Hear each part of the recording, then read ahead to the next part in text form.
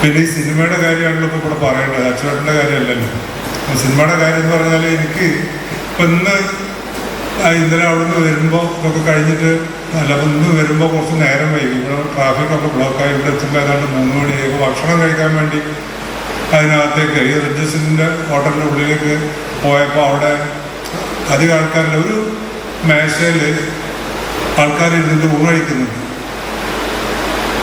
അതാ നമ്മളിങ്ങനെ നോക്കി നമ്മൾ ഭക്ഷണം വരുന്നവർ ഇങ്ങനെ മേപ്പൊക്കെ ഇരിക്കുക എന്നുള്ളതാണല്ലോ. അപ്പോൾ ഇത് നോക്കിയപ്പോൾ അതിൽ നല്ലൊരു ചെറിയ കുട്ടിയുണ്ട്. ഇപ്പോൾ അത് അവിടേക്ക് ഇരിക്കുന്ന ആ ചെറിയ കുട്ടിയുടെ പോലെ ഒരു 2 വയസ്സിൻ്റെ താഴെയുള്ള ഒരു കുട്ടി, 1.5 വയസ്സുള്ള ഒരു നല്ലൊരു പെൺകുട്ടി, നല്ല ഭംഗിയുണ്ട്, നല്ല കൗതുകമുണ്ട്. അപ്പോൾ അത് അതിൻ്റെ അച്ഛൻ്റെ മടിയിൽ ഇരുന്നിട്ട് അച്ഛനടുത്ത് ചോറ് വാരി കൊടുക്കുന്നുണ്ട്. അതിൻ്റെയൊക്കെ ഒരു ഡിസ്റ്റർബൻസ് ആയിരുന്നില്ല. ആ ഉറക്കനെ ശബ്ദം ഉണ്ടാക്കുകയൊക്കെ ചെയ്യുന്നു.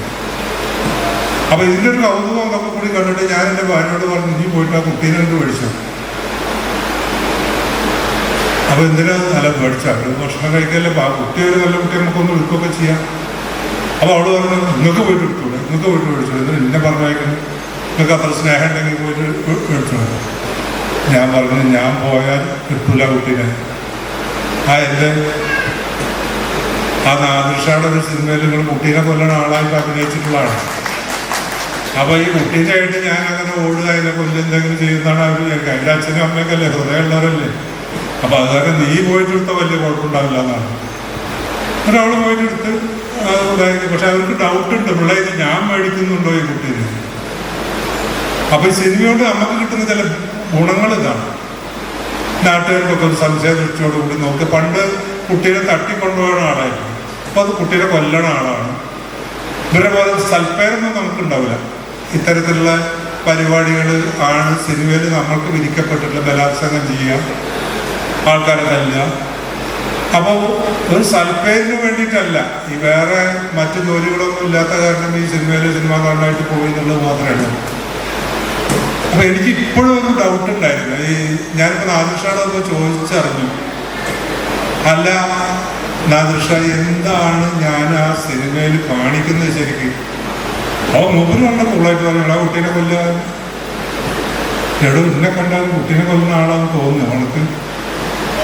അത് തോന്നരുത്, അത് കാരണമാണ് നിങ്ങൾ ഇതാക്കിയത്. നിങ്ങൾ കണ്ടാൽ തോന്നില്ല, പക്ഷെ നിങ്ങളുടെ ഉള്ളിൽ ഇപ്പോൾ കുഴപ്പമാണ് എന്നുള്ളതാണ് സിനിമ പറയുന്നത്. അങ്ങനത്തെ പല ആൾക്കാരുണ്ട്, കണ്ടൊക്കെ നല്ല മാന്യന്മാരായിരിക്കും, പക്ഷെ ഇതായിരിക്കും പരിപാടി. അങ്ങനെ ഒരാളെ ആലോചിച്ചിട്ട് നോക്കിയപ്പോൾ നിങ്ങളെ തന്നെയാണ് അതിന് പറ്റിയ ആൾ. അത് കാരണമാണ് ശ്രീരാമേട്ട നിങ്ങളെ വിളിച്ചാലും നിങ്ങളുള്ള ദേഷ്യം കൊണ്ടൊന്നല്ല പറഞ്ഞു. എന്തായാലും ഞാൻ അതോടുകൂടി സിനിമ നിർത്തി. കാരണം ഈ വയസ്സുകാലത്ത് ഈ ചീത്തപ്പേര് കേട്ടിട്ട് നടക്കാൻ പറ്റില്ല. ഈ പട്ടിണിയാണെങ്കിലും വീട്ടിൽ കുത്തിരിക്കാം, മറ്റുള്ള പരിപാടികൾക്കൊന്നും ഇപ്പോൾ സിനിമയ്ക്കൊന്നും പോകണ്ട. കാരണം പിന്നെ അതിനായിട്ട് 2-3 കുട്ടികളെ പോലെ സിനിമയിൽ തന്നെ വിളിക്കാൻ വന്നു. കാരണം അത് വളരെ നന്നായിട്ട് നിങ്ങൾ ചെയ്തത്. അപ്പോൾ അത് കാരണം നിങ്ങളെ തന്നെ വേണമെന്ന് പറഞ്ഞു. അപ്പോൾ സിനിമ കൊണ്ട് നമുക്ക് കിട്ടുന്ന ഫലങ്ങൾ ഇതൊക്കെയാണ്. പിന്നെ നേരത്തെ അച്ചേട്ടൻ പറഞ്ഞു വെച്ചു, അതുപോലെ തന്നെ ഒരു തരം ഒരു സെക്യുലർ അന്തരീക്ഷത്തെപ്പറ്റി ഇവിടെ ലീലാകൃഷ്ണൻ പറഞ്ഞു.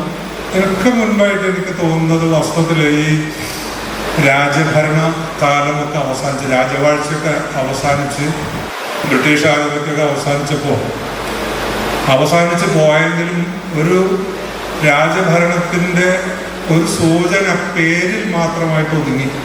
കോട്ടയ്ക്കൽ, ഒരു കോട്ട ഉണ്ടായിരുന്ന സ്ഥലം എന്നുള്ള നിലയ്ക്ക് ഒരു കോട്ടയ്ക്കൽ എന്ന് പറഞ്ഞാൽ ആ പേരിൽ മാത്രം ഒരു രാജഭരണത്തിൻ്റെ സൂചനയിൽ ഒതുങ്ങിപ്പോയ ഒരു സ്ഥലമായിരുന്നു.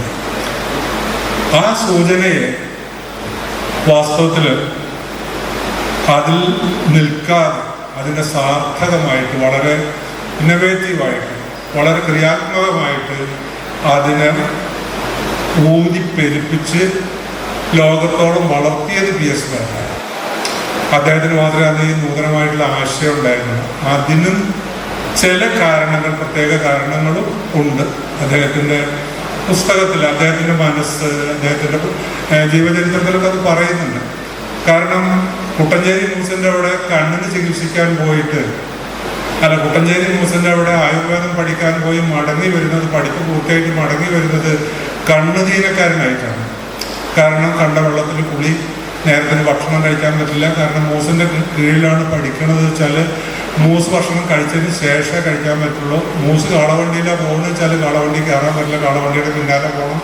അങ്ങനെ ത്യാഗം സഹിച്ചിട്ടാണ്, വളരെ കഷ്ടപ്പെട്ടിട്ടാണ് ഈ PS വാർക്ക് കുട്ടഞ്ചേരി മൂസിൻ്റെ അവിടെ ആയുർവേദം പഠിക്കുന്നത്.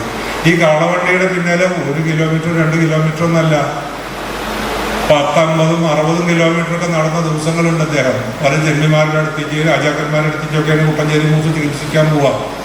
ആ നടക്കുന്ന സമയത്ത് അദ്ദേഹം ദൈവത്തിനോട് പ്രാർത്ഥിച്ച്, എന്തെങ്കിലും എനിക്ക് ഒരു സൗകര്യം ഉണ്ടാവുകയാണെങ്കിൽ സ്കൂളിലൊക്കെ പോയിട്ട് കുട്ടികൾ പഠിക്കുന്ന പോലെ പഠിക്കാനുള്ള, ആയുർവേദം പഠിക്കാനുള്ള ഒരു സ്ഥാപനം ഞാൻ നിർമ്മിക്കണം.